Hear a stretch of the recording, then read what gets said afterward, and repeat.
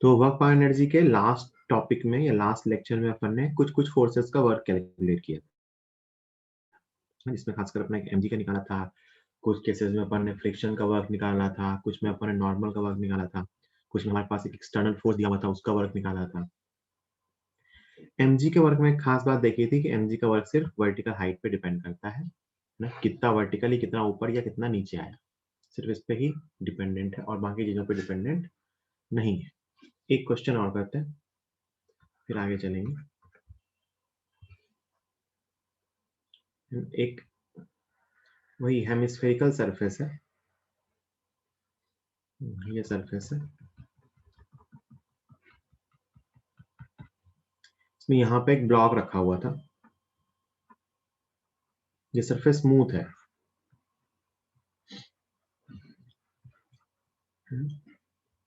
Radius are है।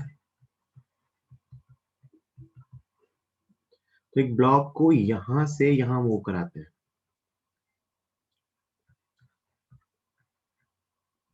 This is initial, this is final. इसको जो मूव करा रहा है ना वो फोर्स हमेशा पाथ के टेंजेंशियल है। एफ यहाँ पे है, एफ यहाँ भी है ना, ये एफ है कैसा है, हमेशा टेंजेंशियल मतलब पाथ के पैरेलल है ना। आपसे कहा गया है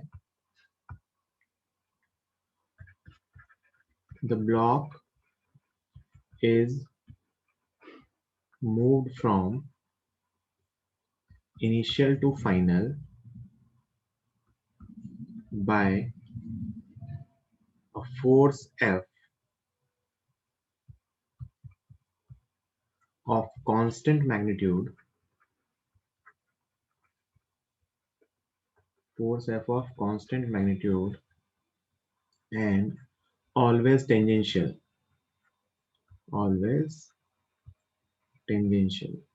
तो हमेशा उसको सरफेस के लोग खींचते हुए लेके गए, जैसे नॉर्मली लेके जाते हैं, हमेशा उसको खींचते हुए लेके गए यहां से यहां तक। तो आपसे पूछा है find work done by mg, work done by normal and work done by friction from initial to final। Initial से फाइनल तक mg का वर्क डन, नॉर्मल का वर्क डन और फ्रिक्शन का वर्क डन बताइए।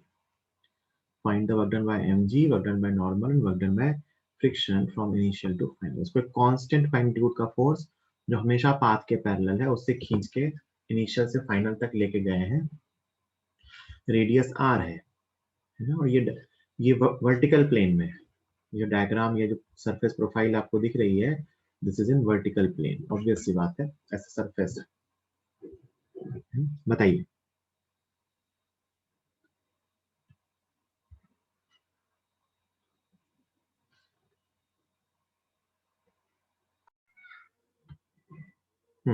देखो सबसे पहला तो mg का वर्क डन हम जानते हैं, mg का वर्क डन पाथ पे डिपेंड नहीं करेगा, ये सिर्फ वर्टिकल हाइट पे डिपेंड करता है कि यहां से यहां आ गया तो कितना ऊपर गया, r, कितना ऊपर गया r, तो वर्क डन बाय mg क्या आएगा, और ऊपर गया है तो minus mgr, work done by mg कितना आएगा, माइनस mgr, है ना। Work done by mg does not depend on path, ये कैसे पाथ से कैसे लेके जा रहे हैं किसी चीज से कोई मतलब नहीं होता, सिर्फ इससे मतलब होता है कि इनिशियल कितनी हाइट पे था और फाइनल कितनी हाइट पे। ऊपर गया तो वर्क डन नेगेटिव, नीचे गया तो mg का work done positive. Work done by normal इस केस में जीरो आएगा, क्यों, क्योंकि नॉर्मल रिएक्शन हमेशा जब भी कोई डिस्प्लेसमेंट हो रहा था, नॉर्मल रिएक्शन उस टाइम पे सरफेस के परपेंडिकुलर था।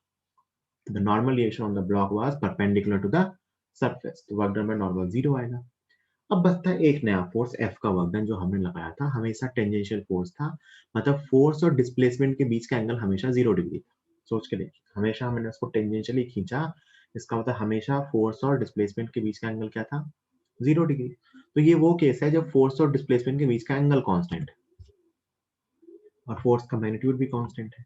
तो मैं अगर वर्क डन लिखना चाहूँ तो मैं वर्क डन को क्या लिखूंगा, F into D S into cos theta का इंटीग्रेशन, क्या लिखूंगा, F into D S into cos theta का इंटीग्रेशन, है ना, यही लिखते हैं। ds क्या है, वो छोटा सा पाथ लेंथ, तो ये f तो f है, ds को ds लिख देते हैं, और cos थीटा हमेशा 0 है, so it is cos 0, cos 0 is 1, और f बाहर आ जाएगा क्योंकि f की वैल्यू कांस्टेंट, ये सब मैग्नीट्यूड है, ये f का मैग्नीट्यूड, ये डिस्प्लेसमेंट का छोटा सा मैग्नीट्यूड, और cos 0 1 होता है, ये आ गया f इंटू ds, ये ds स्केलर का सम है बेटा। यहां से यहां तक जो ds ds ds ये सब जो ds स्केलर आएंगे, छोटा छोटा जो ds मानोगे, इसका जो सम बनेगा वो क्या बनेगा, पूरे पाथ की लेंथ। अगर मैं यहां से यहां तक कहूं कि ये सारे ds का सम कर दो तो क्या बनेगा, उस वहां से वहां तक के पाथ की लेंथ, और वो एक क्वार्टर सर्कल की लेंथ है, तो लेंथ क्या आएगी, पाई r बाई 2, ये आ गया answer, f into pi r by 2। तो work done bye f is f into pi r by 2, length of the path. तो ऐसा कोई भी फोर्स हो, है ना, जो हमेशा, जिसके लिए थीटा कांस्टेंट हो, तो उसके लिए अपन लिख सकते हैं कि उसके लिए जो वर्क डन आएगा वो आएगा f cos थीटा, मतलब या फिर f इंटू पाथ लेंथ। तो वही लिख रहा हूं मैं, ऐसे इन जनरल अपन लिख सकते हैं कि if we have a force of constant magnitude, हमारे पास एक कांस्टेंट मैग्नीट्यूड का फोर्स है, and theta is also constant, then उसका वर्क डन क्या आएगा, f into cos theta into s, s क्या है, पाथ लेंथ, s क्या है, पाथ लेंथ। तो यहाँ पे और स्पेसिफिक केस क्या था कि थीटा जो था वो 0 था, तो इसमें अपन कह सकते हैं कि if theta is equal to 0, तो आप लिख सकते हो work done equal to f into S, या f इंटू एल कह सकते हो, एल एस यहाँ डिस्प्लेसमेंट नहीं है, ये क्या है, पाथ लेंथ, पाथ लेंथ, है ना, f into S, S is the path length. ठीक है, जल्दी लिखिए, सिंपल सी बात समझ रहे हैं ना, एफ डॉट डी एस होता है, तो मैंने एफ डॉट डी एस को ओपन किया, तो F into D S into cos theta, F तो फोर्स का मैग्नीट्यूड, डी एस उस छोटे से डिस्प्लेसमेंट का मैग्नीट्यूड, और थीटा एफ और डी एस के बीच का एंगल। तो इस सवाल में तो थीटा 0 था, है ना, और डी एस वो छोटी सी लेंथ थी, तो उस पूरे पाथ पे अगर मैं छोटे छोटे डी एस को ऐड करूं तो क्या मिलेगा, पूरे पाथ की लेंथ। यहाँ पे पाथ क्वार्टर सर्कल था, तो पूरे पाथ की लेंथ आ गई पाई आर बाई 2, है ना। तो इन जनरल ही अपन ये बात कह सकते हैं कि f into cos theta into ऐसा है। ठीक है, रुक जाओ जरा,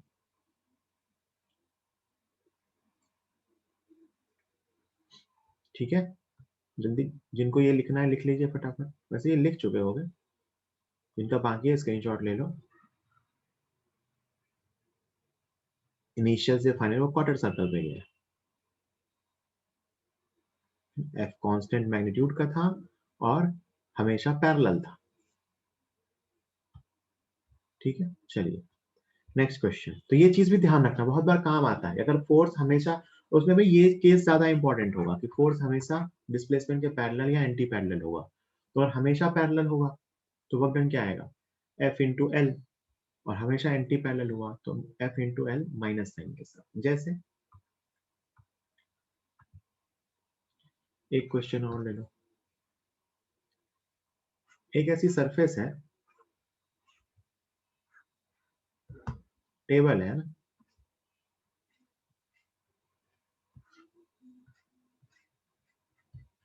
इस पे एक ब्लॉक को ना रेक्टेंगल पे घुमाते हैं, इस टेबल के ऊपर एक ब्लॉक को एक रेक्टेंगल पे घुमाते हैं,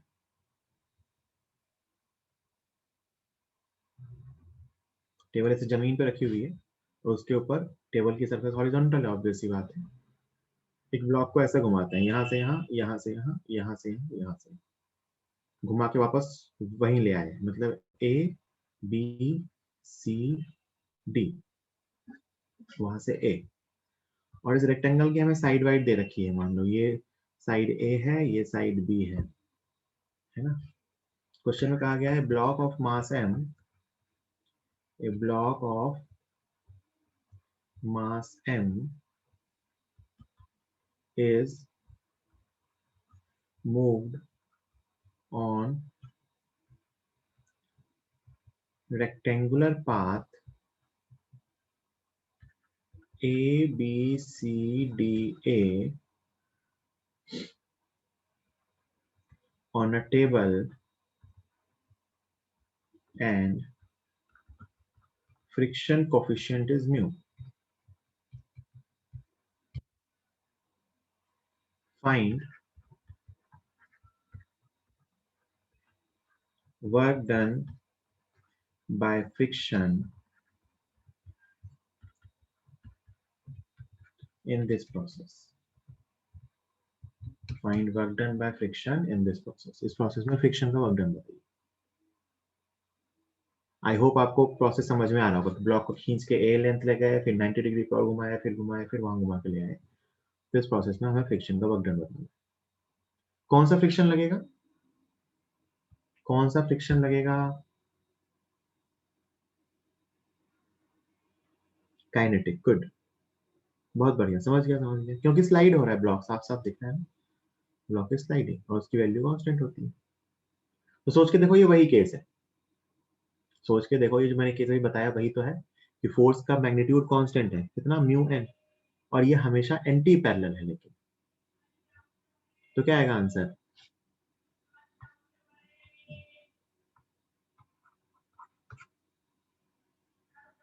work done equal to minus sign के साथ आएगा force into path length. Force into path length minus sign के साथ. माइनस क्यों? क्योंकि डिस्प्लेसमेंट और फ्रिक्शन हमेशा ऑपोजिट में रहेंगे. तो माइनस फोर्स कौन सा है भाई? फ्रिक्शन. कौन सा friction? Kinetic friction. Mu N मतलब mu M g into path length. तो 2 इंटू ए प्लस बी हो गया, आंसर आ गया. तो answer is 2 mu M G into A plus. This is the answer. 2 mu M G into A plus B. Circle में घुमाते तो 2 पाई are हो जाता. ठीक है, कोई डाउट किसी को?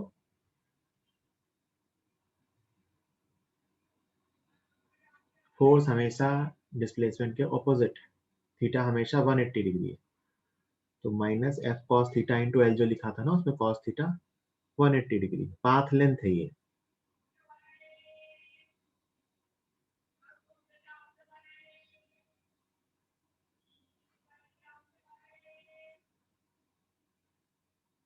ठीक है,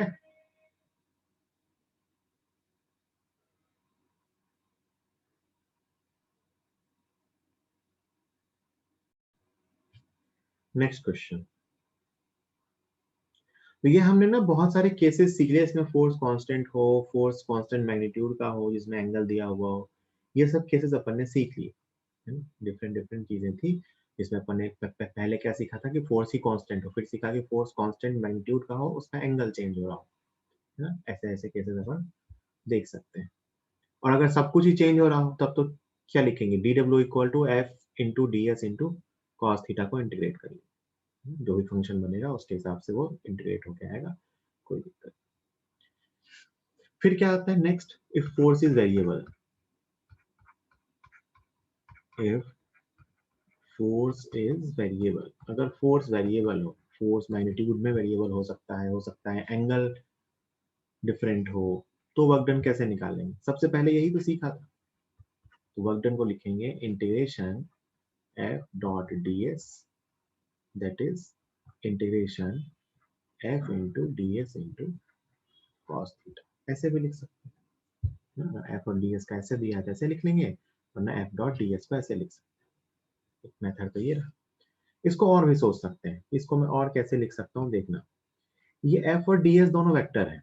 तो मैं एफ वेक्टर को लिख रहा हूँ बेटा, अगर मैं कंपोनेंट फॉर्म में लिखूं तो एफ एक्स आई कैप प्लस एफ वाई जे कैप प्लस एफ जेड के कैप. क्या होता है ना, ये फोर्स जनरली वेक्टर फॉर्म में दिया होता है.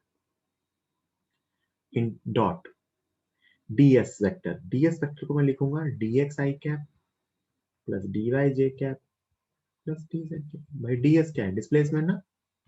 इसको मैंने कंपोनेंट में ब्रेक कर दिया, तो एफ डॉट डी एस को मैंने ओपन करके लिख दिया। एक तरीका तो ये ऐसे लिख सकते हो, लिखना हुआ तो लिख लेंगे, बट काम ये वाला आता है कि एफ को भी ऐसे कंपोनेंट फॉर्म में लिख लिया और ds को भी कंपोनेंट फॉर्म में लिख लिया। डॉट प्रोडक्ट कर लो, देखो क्या आएगा, f x d x plus f Y D y plus f z d z, तीनों को तीन टर्म बना लो सेपरेटली, तो ये एफ एक्स डी एक्स आ जाएगा प्लस ये integration F Y D y आ जाएगा प्लस ये integration f z d z आ जाएगा, है ना। ये कहाँ से कहाँ लिमिट इसकी, इनिशियल से फाइनल, तो जहां जहां दिया हो वहां वहां से, तो ये x की लिमिट x इनिशियल से x फाइनल, y की लिमिट y इनिशियल से y फाइनल, z की लिमिट z इनिशियल से z फाइनल, है ना। मतलब अगर फोर्स ऐसे कंपोनेंट फॉर्म में दिया हुआ तो x वाले फोर्स का वर्क डन अलग निकाल लेंगे, y वाले का फोर्स का वर्क डन अलग निकाल लेंगे और z वाले फोर्स का वर्क डन अलग निकाल लेंगे। ये x वाले कंपोनेंट का वर्क डन है, ये y वाले का वर्क डन है और ये z वाले का वर्क डन है, तो तीनों को ऐड कर देंगे। तो एक तरह से तीन फोर्स है, एक तरह से अपन ने क्या सोचा कि तीन फोर्सेस हैं, एक x में, एक y में, एक z, तीनों के वर्क डन हमने निकाल लिए और तीनों को ऐड कर दिया। ठीक है, इसको बहुत बार आप ग्राफिकली भी सोच सकते हो, लिखने का टाइम दूंगा लिख लेना, कि मान लो आपको मैंने सिखाया था ना कि फोर्स वर्सेस डिस्प्लेसमेंट का जो एरिया होता है वो वर्क होता है, तो मान लो ये एफ एक्स का प्लॉट बना देता मैं एक्स के साथ, ऐसा कुछ होता, ये एरिया निकाल लेता, तो ये एरिया क्या दिखाता है, integration F x d x, यहाँ से यहाँ तक, इनिशियल से फाइनल जहां तक भी होता, ऐसा ही मैं एफ वाई का एरिया बना देता, मान लो ये ऐसा होता, एग्जाम्पल ले रहा हूँ, है ना। ये क्या दिखाता है, integration F Y D Y, और मान लो मैं एफ जेड बना देता जेड के साथ, तो ये एरिया क्या दिखाता, integration f z d Z. ये एक्स वाले फोर्स का वर्क डन है, ये वाई वाले फोर्स का वर्क डन है, ये जेड वाले का वर्क डन है, कांस्टेंट हुआ तो भी निकाल लेंगे, वेरिएबल हुआ तो भी निकाल लेंगे, क्योंकि हम एक और चीज जानते हैं कि फोर्स डिस्प्लेसमेंट ग्राफ का एरिया क्या देता है, वर्क डन, क्या देता है, work done, integration F dot D S, integration F dot D S, this is area under force displacement curve. तो अगर डिस्प्लेसमेंट एक ही लाइन के अलॉन्ग हुआ तो कोई दिक्कत ही नहीं है, अगर डिस्प्लेसमेंट ऐसा 2D या 3D में हुआ तो अपन तीनों फोर्सेस का वर्क डन इंडिविजुअली निकाल के ऐड कर सकते हैं। तो फिर इसके एरिया को मैं A1 लिखूं, A2 लिखूं, A3 लिखूं, तो total work done will be A1 plus A2 plus A3। जल्दी नोट कीजिए, इस पे बेस्ड कुछ क्वेश्चंस करेंगे वेरिएबल फोर्स के वर्क डन पे बेस्ड।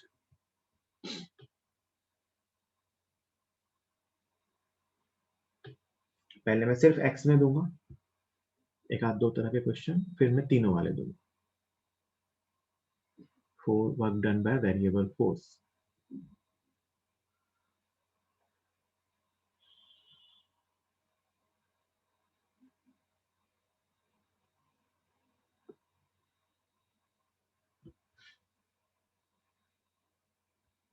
यही नीचे मैं एक सवाल लिख रहा हूँ,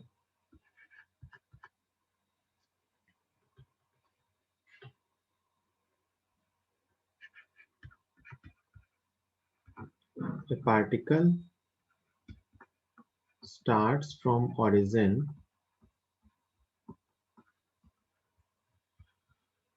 from rest, a particle starts from origin from rest and a force F equal to 2x plus 1 Newton starts acting on it in x direction.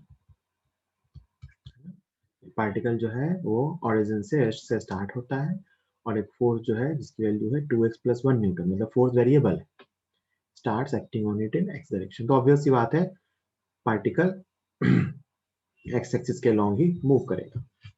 तो आपसे पूछते हैं find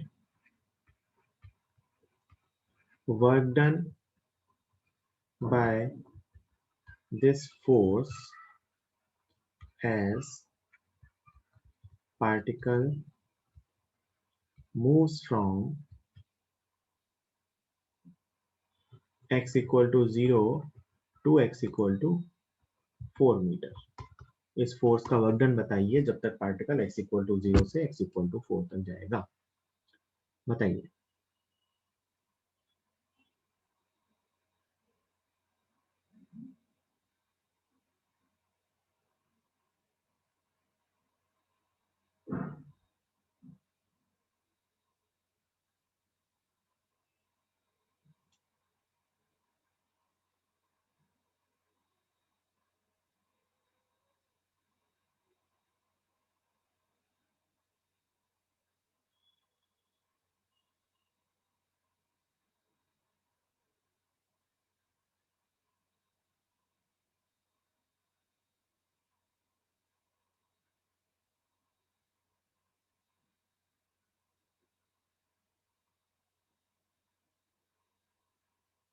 The particle starts from origin from rest and the force F equal to 2x plus 1 starts acting on it in x direction.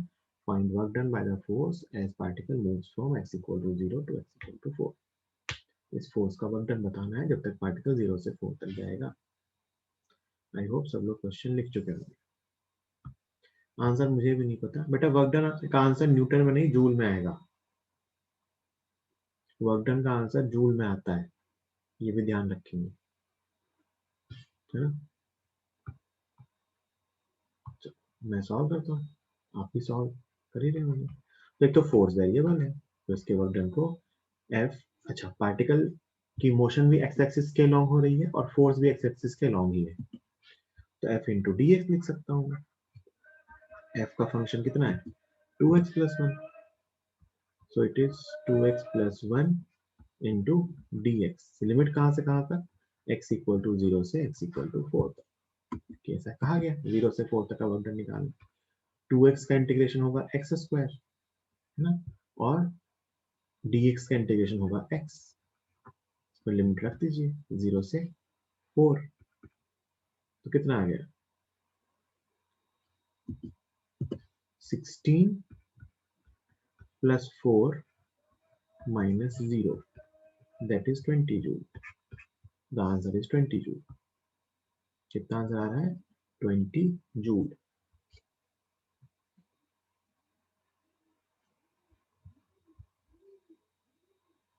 20 joule is the work done by the force. Simple, आपको force का function दिया था और आपसे कहा गया था इस फोर्स का वर्क डन बताइए, आपने बता दिया एफ डी एक्स। एफ अगर एक्स का फंक्शन दिया हुआ है तो आपने उसका वर्क डन इजीली बता दिया। ठीक है, जल्दी। ऐसे एक क्वेश्चन और दे रहा हूँ, जल्दी सब लोग करेंगे। फोर्स का फंक्शन है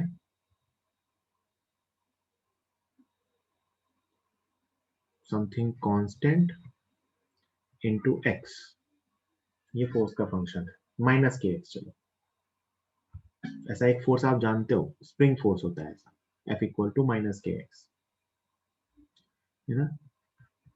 फिर भी उससे कोई फर्क नहीं पड़ता, अपने को बस जानना है f equal to minus k x spring force है अगर मान लो। Find work done by this force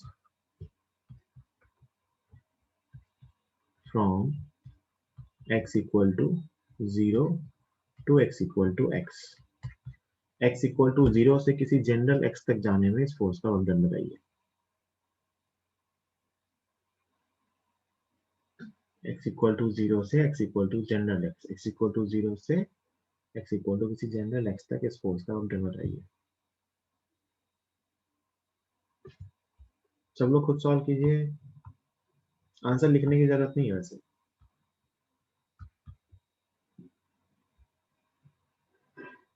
तो वर्क डन कितना आएगा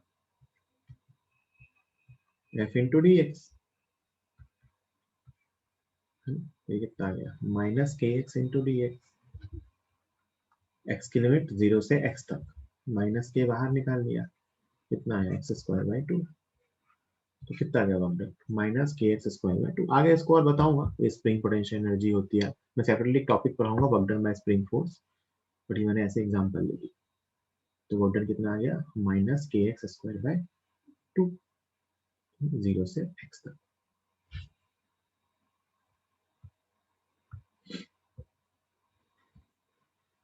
अब एक क्वेश्चन वेरिएबल वाला और दूंगा।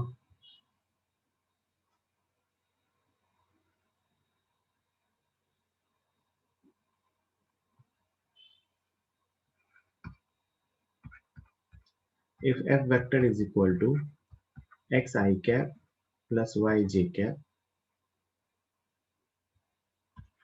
find work done by the force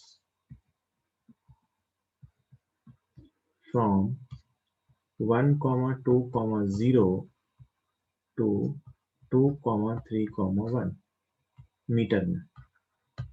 Find work done by the force from 1, 2, 0 metre to 2, 3, 1 metre. यहाँ से यहाँ जाने में इस फोर्स का वर्क बताइए। फोर्स का फंक्शन दिया है और आपसे पूछा है कि एक पॉइंट इनिशियल ये है, this is initial, this is final, इस फोर्स का वर्क बताइए। सिंपल है बिल्कुल, सॉल्व कीजिए, मैं भी सॉल्व कर रहा हूँ।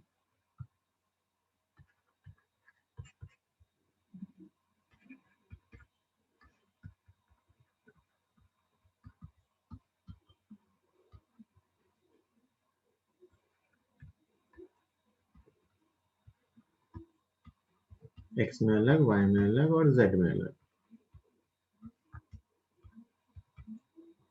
एक तो यहाँ से ये चीज दिखनी चाहिए कि जेड में कोई फोर्स नहीं है, फोर्स का जेड कंपोनेंट क्या है, जीरो, तो ये टर्म जीरो होगा। जेड में कोई फोर्स नहीं है तो फोर्स का जेड कंपोनेंट जीरो होगा। एक्स और वाई के साथ इंटीग्रेट कर लीजिए, फोर्स का एक्स कंपोनेंट एक्स है, तो ये एक्स डी एक्स का इंटीग्रेशन है, कहाँ से कहाँ तक, 1 से 2 तक, प्लस फोर्स का y कंपोनेंट y है, तो ये y dy का इंटीग्रेशन है। y की लिमिट कहाँ से कहाँ तक, 2 से 3 तक। देखो भैया x की लिमिट इनिशियली x के कितना है 1, फाइनली x कितना है 2, इनिशियली y कितना है 2, फाइनली y कितना है 3, इनिशियली z कितना है 0, फाइनली z कितना है 1। तो x में x की लिमिट लगाई है, x में ये x इनिशियल है, ये x फाइनल है, ये y इनिशियल है, ये y फाइनल है, तो दोनों में के लिए लिमिट लगा दीजिए, इंटीग्रेट कर दीजिए, एक्स स्क्वायर बाई 2 आया ये, कहाँ से कहाँ तक, 1 से 2 तक, और ये वाई स्क्वायर बाई 2 आया, कहाँ से कहाँ तक, 2 से 3 तक, वैल्यूज रख दीजिए। तो ये 4 माइनस 1 बाई 2, तो ये 3 बाई 2, प्लस ये 9 minus 4 by 2, 5 by 2, so it is 4 joule, so work done by the force is 4 joule। Integration आना चाहिए, मतलब इसके लिए सिंपल वाला ही आता है, बट आना चाहिए।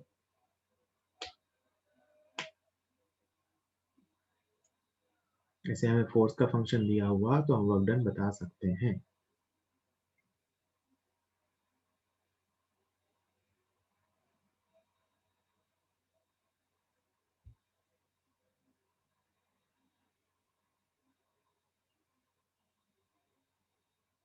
This is work done by variable force, जहां फोर्स हमें एक्स वाई या जेड का फंक्शन दिया हो तो हम उसका वर्क डन बता सकते हैं।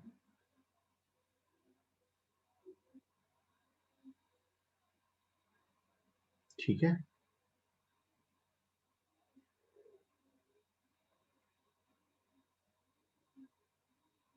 This is work done by the force from this to this.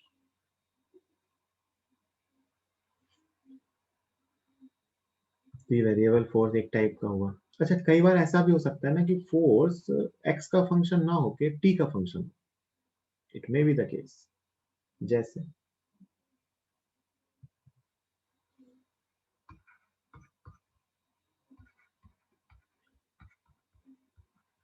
on a particle of mass 2 kg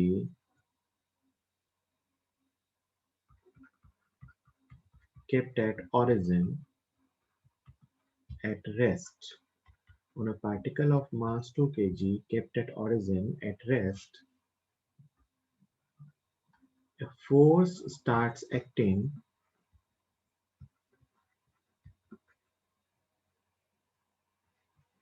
for which a force start acting along x-axis, a force starts acting along x-axis, positive x-axis, for which F is equal to 2t square. ये force का function दिया हुआ है. When a particle of mass 2 kg kept at origin at rest, a force starts acting along positive x-axis for which F equal to 2t square. तो आपसे पूछा है find work done by this force in 2 seconds. है ना, मतलब t equal to 0 से t equal to 2 तक इस फोर्स का वर्क डन बताना है. अब यहाँ एक दिक्कत है. यहाँ क्या दिक्कत है ना, देखो ध्यान से कि आपके पास अगर f का फंक्शन दिया हुआ है, वर्क डन का फॉर्मूला तो यही लगाया होता है, f into D x. Particle x के लॉ मूव कर रहा है तो मैं उसके वर्क डन को क्या लिख सकता हूँ, f इंटू डी एक्स. यहाँ तक तो सब कुछ ठीक है ना. फिर आप कहोगे sir f into D x में f की वैल्यू रख देते हैं 2t square into D x. अब ये आप इंटीग्रेट नहीं कर पाओगे. क्यों? क्योंकि टी स्क्वायर को इंटीग्रेट करने के लिए उधर dt होना चाहिए, या dx के साथ आप जिसे इंटीग्रेट कर पाओगे वो x का फंक्शन होगा. तो आप टी स्क्वायर को dx के साथ इंटीग्रेट नहीं कर सकते. तो या तो आपको t को x में चेंज करना होगा, या तो आपको dx को dt में चेंज करना होगा.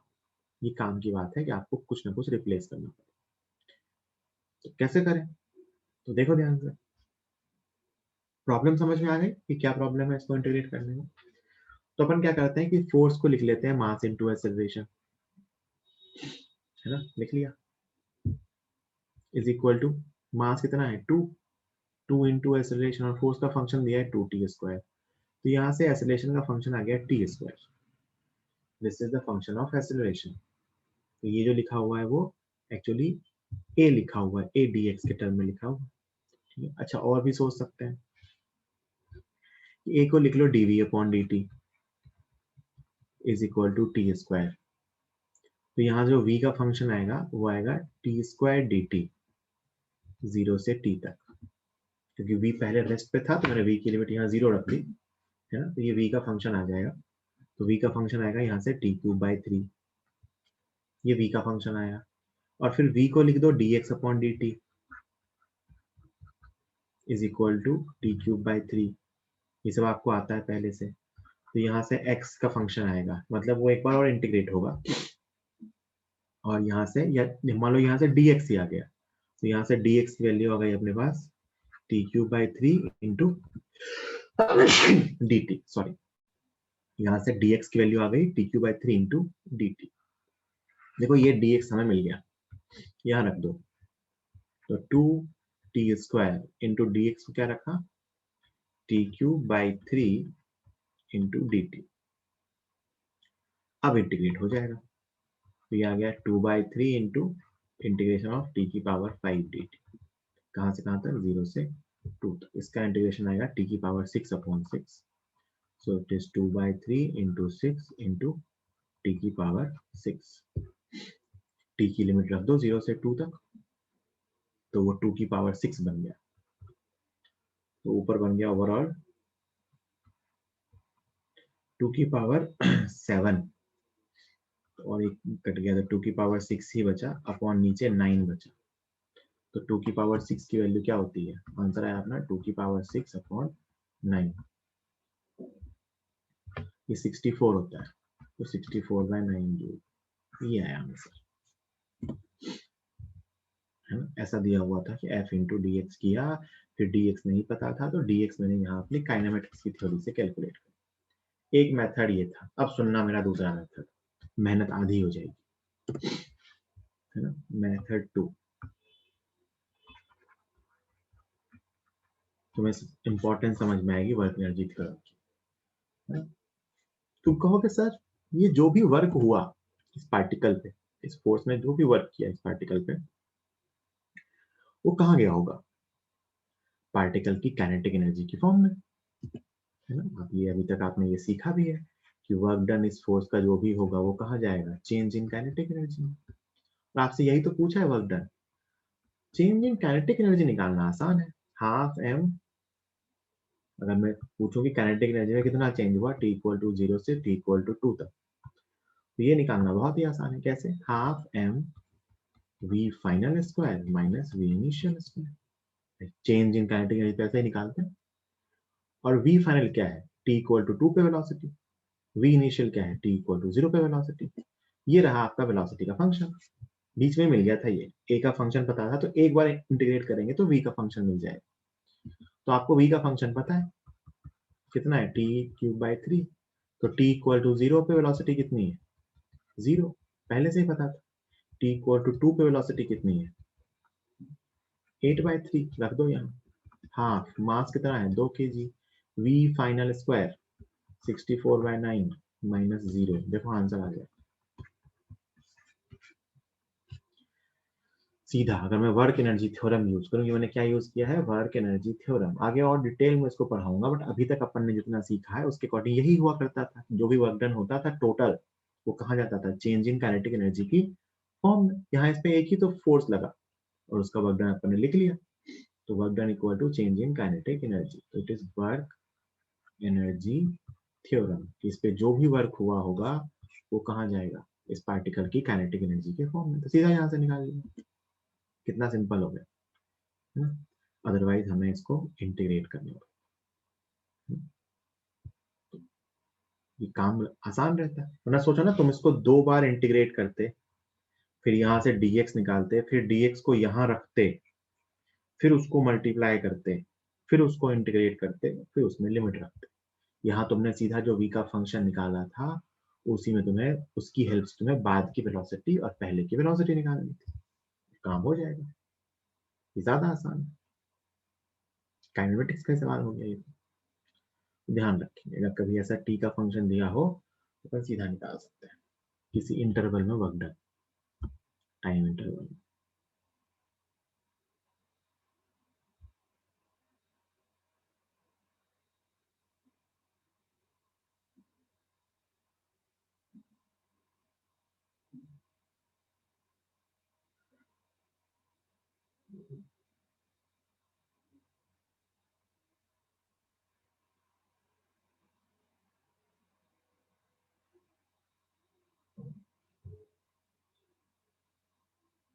ठीक है।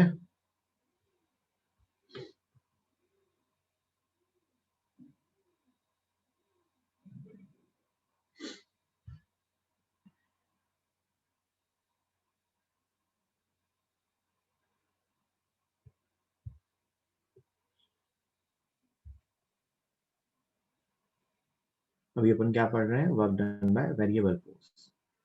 वेरिएबल फोर्स दिया हुआ हो तो उसका वर्क डन कैसे कैलकुलेट करेंगे?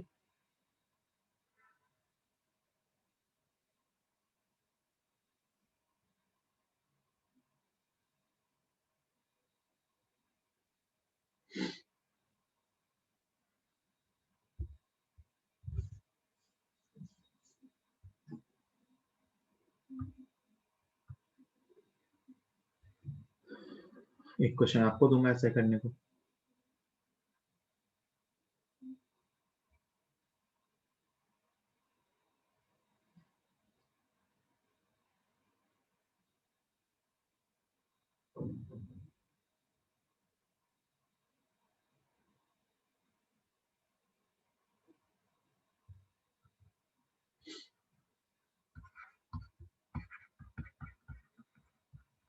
A particle of mass 5 kg moves along x-axis such that its position time function can be written as x is equal to t cube minus 2t square plus 3t plus 5 meter. A particle of mass 5 kg moves along x-axis such that its position time function can be written as this. Find work done by the force acting on the particle from t equal to 0 to t equal to 2 seconds. Find work done by the force acting on the particle from t equal to 0 to t equal to 2 seconds. 5 kg का particle है जो x axis के along move करता है, उसका position time function दे रखा है।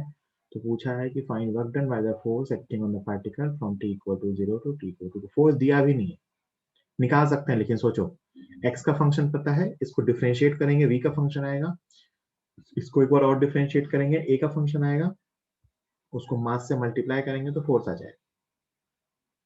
x को अगर 2 बार डिफरेंशिएट कर दें तो एक्सेलरेशन मिलेगा, उसको मास से मल्टीप्लाई कर दें तो फोर्स मिलेगा, तो उसका वर्क डन निकाल सकते हैं। लेकिन ऐसे करेंगे नहीं।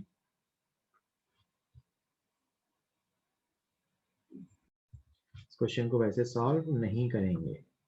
कैसे सॉल्व करेंगे? तो अपन कहेंगे कि वर्क डन बाय फोर्स जो भी होगा वो क्या आएगा, डेल्टा के से आ जाएगा, चेंज इन काइनेटिक एनर्जी से, मतलब के फाइनल माइनस के इनिशियल, मतलब half M V final square minus V initial.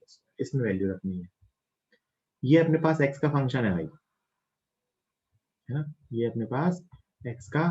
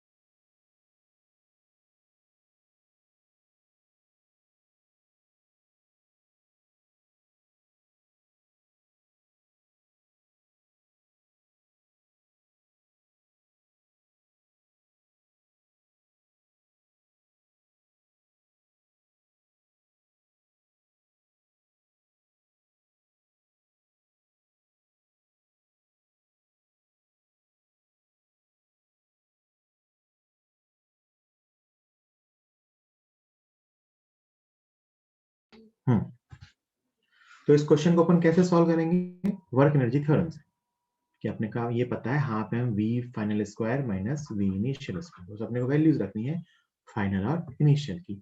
ये एक्स का फंक्शन पता है, कितना है एक्स भैया? डिफरेंशिएट करना आसान होता है, T cube minus 2t square, T cube minus 2t square, और क्या था, plus 3t plus 5, plus 3t plus 5, ये x का फंक्शन है। डिफरेंशिएट कर लीजिए तो वेलोसिटी का फंक्शन आ जाएगा, dx बाई dt कितना आया, 3t square minus 4t plus 3, है ना, ये वेलोसिटी का फंक्शन है। तो क्या मैं t इक्वल टू 0 और t इक्वल टू 2 पे वेलोसिटी बता सकता हूँ? तो t इक्वल टू 0 पे वेलोसिटी कितनी है, तो 3, और t इक्वल टू 2 पे वेलोसिटी कितनी है, रख दो t इक्वल टू 2, तो 12 माइनस 8 प्लस 3, यही आ रहा है। 12 माइनस 8 प्लस 3 मतलब 15 माइनस 8 7 है ना। तो अब रख दो work done equal to half M, M कितना था 5 KG, half into M, V final square मतलब 7 square minus 3 square, so it is 5 by 2 into 49 minus 9 is equal to 100 joule. This is the work done, 100 joule, है ना। Simple था बिल्कुल कि वो function दिया था। सोचो ये डिफरेंशिएट करके v निकालना बड़ा आसान था। अगर हमें इंटीग्रेट करना पड़ता तो पहले हम x का फंक्शन निकालते, फिर उसको रखते, फिर f इंटू डी एक्स को मल्टीप्लाई करते, वो पता नहीं क्यूबिक बाय क्वाड्रेटिक कैसी टर्म बनती। इजी था बट उससे भी प्रोसेस लेंदी हो जाता, इससे आसानी से आ जाता है। तो कभी भी ध्यान रखना अगर ऐसा फंक्शन दिया हो और अपन t के साथ दिया हो तो काफी आसान रहता है कि उसमें अपन v, अगर हम इनिशियल वेलोसिटी और फाइनल वेलोसिटी लिख पा रहे हैं ना फंक्शन की हेल्प से, तो इसका मतलब हम वर्क डन निकाल सकते हैं, चाहे t के साथ फंक्शन हो या x के साथ फंक्शन हो v का। अगर हम इनिशियल और फाइनल वेलोसिटी इजीली लिख पा रहे हैं तो हमारा आंसर सही आ जाएगा, है ना। और उस मेथड से भी यही आता है। जल्दी लिखिए।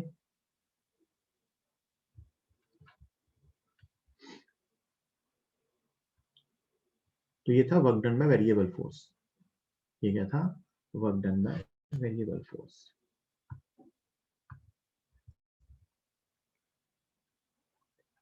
ठीक है।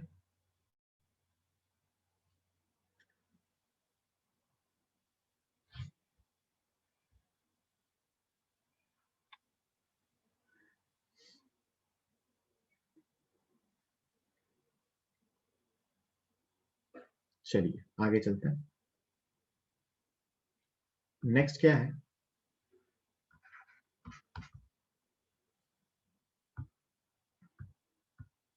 क्वेश्चन है। मैं अभी से जो टॉपिक थोड़ा सा बताने वाला हूँ वो वर्क डन बाय कुछ इंटरनल फोर्सेस का वर्क डन है, सिस्टम के इंटरनल फोर्सेस का वर्क डन है, बट उसको मैं क्वेश्चन की फॉर्म में ले रहा हूँ। कि मान लो दो ब्लॉक्स हैं जो आपस में कांटेक्ट में रखे हुए हैं, जमीन पे ऐसे दो ब्लॉक हैं जो आपस में कांटेक्ट पे रखे हुए हैं। वैल्यूज मान लेते हैं, चलो 5 केजी 10 केजी। इस पे इधर की तरफ से फोर्स लग रहा है 30 न्यूटन, है ना। आप इनका एक्सीलरेशन निकाल सकते हो, सब कुछ निकाल सकते हो। तो आपसे पूछा गया है कुछ क्वेश्चन। पहला ये दे रखा है कि force starts acting at t equal to 0, force t equal to 0 पे लगना स्टार्ट होता है स्मूथ सरफेस में। Force starts acting on at t equal to 0। तो आपसे क्या क्या पूछा गया सुनो। पहला, work done by normal reaction on 10 kg block, 10 kg block पे नॉर्मल रिएक्शन का work, and work done by normal reaction on 5 kg block. और ये कब पूछा गया है आपको, 5 मीटर के इंटरवल में। Calculate following for an displacement of 5 metre, displacement of 5 metre. अगर ये सिस्टम 5 मीटर आगे जाता है तो उस ड्यूरेशन में नॉर्मल रिएक्शन का 10 केजी ब्लॉक पे वर्क डन बताओ, नॉर्मल रिएक्शन का 5 केजी के ब्लॉक पे वर्क डन बताओ।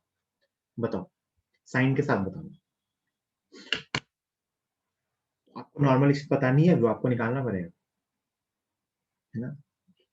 नॉर्मल रिएक्शन का 10 केजी वाले ब्लॉक पे वर्क डन बताओ, नॉर्मल रिएक्शन का 5 केजी वाले ब्लॉक पे वर्क डन बताओ।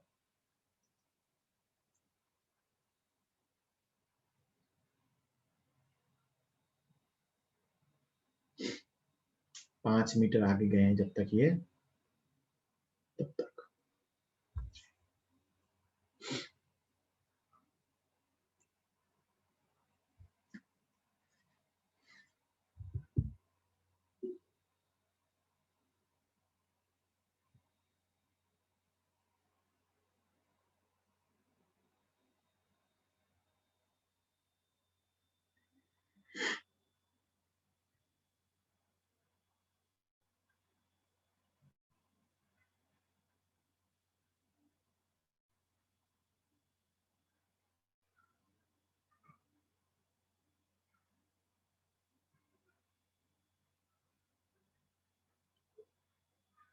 हाँ भाई, नॉर्मल की वैल्यू तो निकाल ली होगी, 20 न्यूटन आएगा।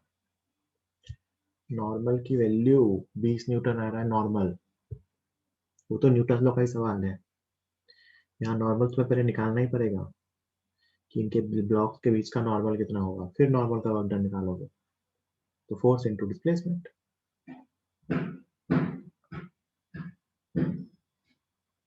सही है, सही है।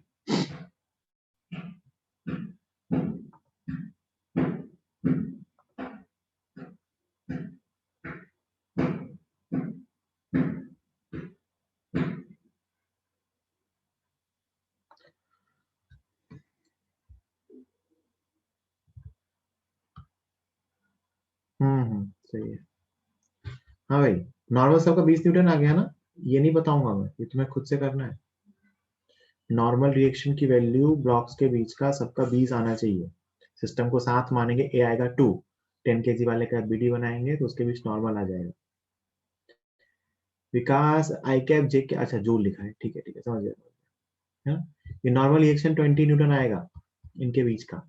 अब देखो, पहले केस में क्या पूछा है भाई, 10 केजी वाले पे नॉर्मल का वर्क डन। जरा 10 केजी वाले का डायग्राम बनाओ। इस पे नॉर्मल इधर आ रहा है और डिस्प्लेसमेंट भी इधर हो रहा है, तो वर्क डन में नॉर्मल इस पे क्या आएगा, n इंटू एक्स कॉन्स्टेंट है। n कितना 20, x कितना 5, कितना आ गया 100 जूल प्लस 100 जूल। 10 केजी वाले पे नॉर्मल का वर्क कितना आ गया प्लस 100 जूल। तो 5 केजी वाले पे निकालते हैं। 5 केजी वाले पे नॉर्मल इस तरफ और डिस्प्लेसमेंट इस तरफ, तो इस पे नॉर्मल का वर्क डन कितना आएगा, ये 5 केजी वाला माइनस एन एक्स, कितना आएगा माइनस एन एक्स। तो ये माइनस नॉर्मल वही 20 इंटू 5, कितना आ गया माइनस 100। मतलब इस नॉर्मल रिएक्शन ने इस पे वर्क किया प्लस 100 जूल और इस पे वर्क किया माइनस 100 जूल, है ना। मैं अगर आपसे पूछूं total work done by normal on the system, ये जो नॉर्मल था इनके बीच का, इसका सिस्टम पे टोटल वर्क डन क्या होगा, तो आंसर है 0। आंसर क्या है 0। इस नॉर्मल का है सिस्टम पे टोटल वर्क डन, सॉरी, इस नॉर्मल का इस सिस्टम पे टोटल वर्क डन क्या है 0। एक पे प्लस 100 और एक पे माइनस 100, है ना। ये अभी आगे आपको बताऊंगा। एक्चुअली जो सिस्टम का इंटरनल नॉर्मल होता है उसका पूरे सिस्टम पे वर्क डन 0 आता है, अगर बॉडी रिजिड है तो, या अगर सिस्टम रिजिड है तो। रिजिड सिस्टम का मतलब होता है कि सिस्टम के सारे पार्टिकल्स का डिस्प्लेसमेंट एक तरह से सेम है, या एक पार्टिकल दूसरे पार्टिकल के रिस्पेक्ट में उसकी पोजीशन फिक्स है ना। तो उसको कहते हैं रिजिड बॉडी। रिजिड का मतलब क्या होता है कि वो डिफॉर्म नहीं हो सकती, वो जैसी है वैसी ही रहेगी। तो ये सिस्टम जो 2 ब्लॉक का है, ये जैसा है वैसा ही रहेगा, ये ब्लॉक इसके अंदर नहीं जा सकता, है ना। तो अगर ऐसा होता है ना जब भी, तो देखो सिस्टम का इंटरनल जो नॉर्मल है वो दोनों का इक्वल अपोजिट होगा, और अगर पूरा सिस्टम रिजिड है तो सबका डिस्प्लेसमेंट सेम होगा। तो एक पे जो वर्क डन पॉजिटिव आएगा, दूसरे पे वही वर्क डन नेगेटिव आएगा, क्योंकि दोनों के सबके डिस्प्लेसमेंट सेम और एक्शन रिएक्शन पेयर है, तो फोर्सेज ऑपोजिट, तो वर्क डन हमेशा ही कैंसिल होगा ना। तो यहां से मैं एक बात लिख सकता हूं कि for a rigid body, for a rigid body, और सिस्टम भी कह सकते हैं, for a rigid system, for a rigid body और system, work done by total work done by total work done by internal normal of the system is 0। Internal force क्या होता है आप जानते हो, जिसका एक्शन रिएक्शन पेयर दोनों अंदर है। तो फॉर रिजिड बॉडी और system total work done by internal normal of the system is 0। और रिजिड बॉडी या सिस्टम अभी के हिसाब से जो अपन समझें वो क्या होती है कि ऐसा मान लो कि पूरी बॉडी का में कोई डिफॉर्मेशन नहीं हो सकता, जैसा है शेप में वैसा ही है ना। कहीं भी कोई चेंज नहीं हो सकता, मतलब कोई भी पार्टिकल कहीं मूव नहीं करेगा बॉडी के ऊपर एक दूसरे के रिस्पेक्ट में, है ना। हर पार्टिकल बॉडी के रिस्पेक्ट में फिक्स है। बॉडी जैसा दिख रहा है वैसा ही दिखेगा। आगे अपना एक चैप्टर है रिजिड बॉडी डायनेमिक्स, मैं एग्जैक्टली बताऊंगा कि what is meaning of rigid body. अभी के हिसाब से मान सकते हो कि उसका जो ओवरऑल शेप आपको दिख रहा है वो चेंज नहीं होगा, पूरा हर पार्ट का शेप सेम रहेगा और जैसा है वैसा ही रहेगा। ठीक है, लिख लिया गया ये ना। तो इंटरनल नॉर्मल का वर्क डन सिस्टम पे 0 होता है।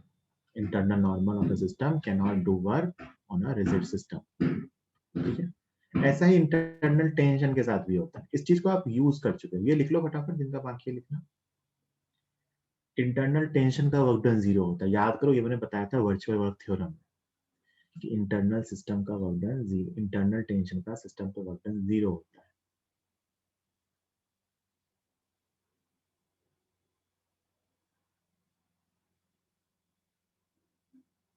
इंटरनल नॉर्मल का भी 0 होता है, इंटरनल टेंशन का भी 0।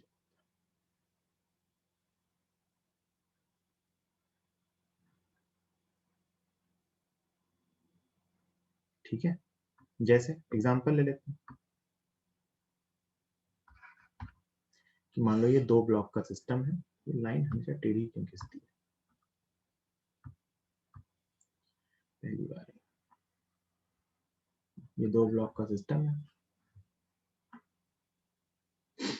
एक ब्लॉक ये है, एक ब्लॉक ये है।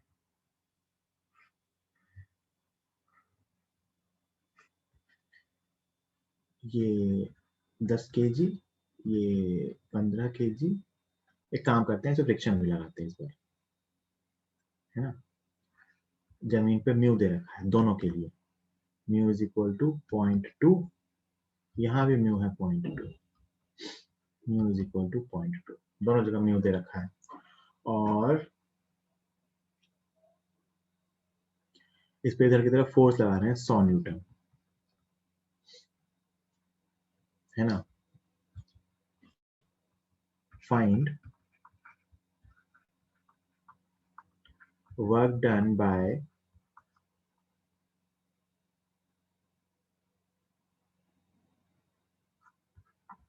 Tension, find the work done by tension,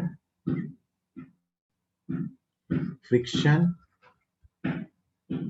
and external force. Find work done by tension, friction, and external force on each block for a displacement of 5 meter. ये बात हर 5 मीटर की डिस्प्लेसमेंट के लिए सही है, for a displacement of 5 meter. Time वाइम नहीं पता, कभी कभी 5 मीटर डिस्प्लेसमेंट हो सकता है। Find work done by tension, friction and external force on each block for displacement of 5 metre. अगर सिस्टम को मैं 5 मीटर आगे खींच के ले गया हूँ तो दोनों ब्लॉक को बताना है, इसको ए मान लो, इस पे बी मान लो। ए पे इन तीनों का वर्क और बी पे इन तीनों का वर्क, है ना। अच्छा, एमजी और नॉर्मल भी लगेंगे, उनका वर्क डन 0 है क्योंकि डिस्प्लेसमेंट हॉरिजॉन्टल में है, एमजी नॉर्मल वर्टिकल फोर्सेस है, तो उनका वर्क डन लिखना सेंसलेस है, कोई मतलब नहीं है। तो आपको तो टेंशन का वर्क डन बताना है दोनों पे, फ्रिक्शन का बताना है दोनों पे, और एक्सटर्नल फोर्स एक का ही आएगा, एक्सटर्नल फोर्स का एक पे जिस पे भी आ रहा है उस पे वर्क बताना है। तो आपको टेंशन फ्रिक्शन निकालने भी पड़ेंगे, दोनों ब्लॉकों पे टेंशन कितनी आ रही है, दोनों ब्लॉकों पे फ्रिक्शन कितनी आ रही है।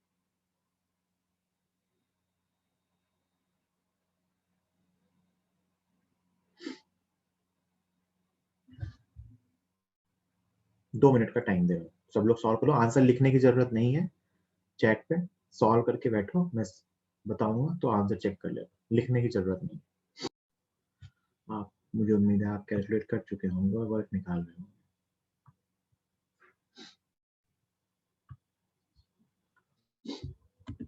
तो वीडियो बनाऊं अगर, तो इस पे इधर टेंशन आएगा, इस पे पीछे टेंशन आएगा, इस पे पूरा सिस्टम आगे जाएगा, इस पे काइनेटिक फ्रिक्शन पीछे, इस पे भी काइनेटिक फ्रिक्शन पीछे, और यहाँ काइनेटिक फ्रिक्शन की वैल्यू आएगी म्यू इंटू एन, मतलब 0.2 इंटू 100, मतलब 20 न्यूटन।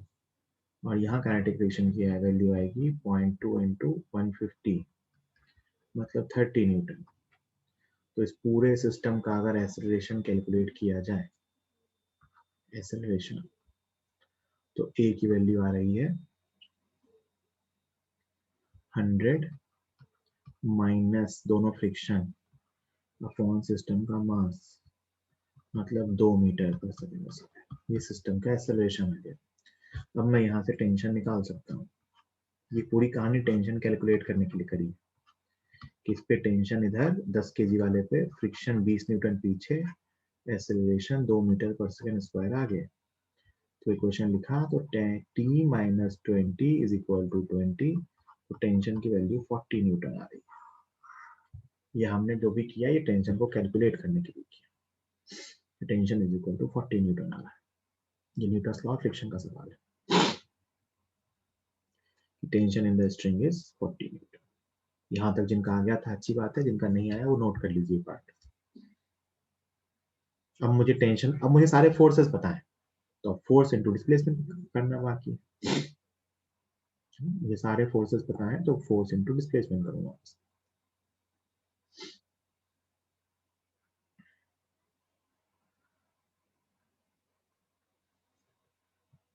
ठीक है,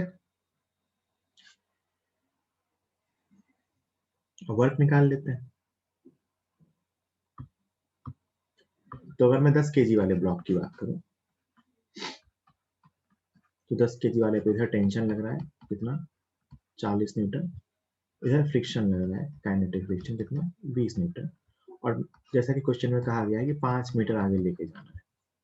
तो अगर मैं इस पे वर्क डन बाय टेंशन निकालूं, तो ये आएगा प्लस, पॉजिटिव आएगा, दोनों सेम डायरेक्शन में है, 40 into 5 that is plus 200 joule. और इस पे मैं अगर फ्रिक्शन का वर्क डन निकालूं, work done by friction is equal to पीछे है, तो minus 20 into 5 that is minus 100 joule. तो इस पे टेंशन का वर्क डन पॉजिटिव है, फ्रिक्शन का वर्क डन नेगेटिव। अगर मैं 15 kg वाले का एबीडी बनाऊं, तो इस पे सिर्फ दो ही फोर्स है, तीन फोर्स है सर। एक फोर्स तो ये 100 न्यूटन का, इसको मैं कैपिटल एफ कह रहा हूँ। एक फोर्स पीछे की तरफ टेंशन, और एक फोर्स पीछे की तरफ काइनेटिक फ्रिक्शन 30 न्यूटन। टेंशन तो वही 40 न्यूटन। ब्लॉक आगे कितना गया, 5 मीटर। तो work done bye F, force का वर्क डन, तो फोर्स इनटू डिस्प्लेसमेंट। एफ का वर्क डन कैलकुलेट करना है, तो वो फोर्स इनटू उसका डिस्प्लेसमेंट कितना आया, प्लस 500 जूल। टेंशन का वर्क डन, टेंशन पीछे लग रही है, तो माइनस 40 इंटू 5 कितना आया, माइनस 200 जूल। और फ्रिक्शन का वर्क डन इस ब्लॉक पे, तो माइनस 30 इंटू 5 मतलब माइनस 150। ये तीनों फोर्स के वर्क डन आ गए। तो वापस आप अगर ध्यान से देखो, टेंशन का वर्क डन ऊपर ऊपर वाले पे है +20, नीचे वाले पे है -20। तो यहीं से अपन कहते हैं कि वर्क डन हमेशा ये वापस वही कहानी होगी, साथ साथ जाएंगे ना, तो दोनों पे, एक पे टेंशन का वर्क डन पॉजिटिव होगा, एक पे टेंशन का वर्क डन नेगेटिव होगा। Work done bye internal tension on a system is always zero. Work done by internal tension on a system is always zero if the string is always tight. यह string हमेशा tight है, जो कि हम जानते हैं string हमेशा tight रहती है ना, और एक्सटेंसिबल नहीं रहती है। तो इंटरनल सिस्टम, इंटरनल टेंशन का जो सिस्टम पे वर्क डन होता है वो हमेशा जीरो होता है। स्ट्रिंग टाइट है मतलब ये वापस वही चीज हो गई कि रिजिड बॉडी। स्ट्रिंग हमेशा टाइट होने का मतलब यही है कि वो वापस कैसी है, रिजिड बॉडी है, मतलब सेपरेशन चेंज नहीं हो सकता है ना एक दूसरे के साथ। यही चीज कंस्ट्रेंट मोशन में की थी।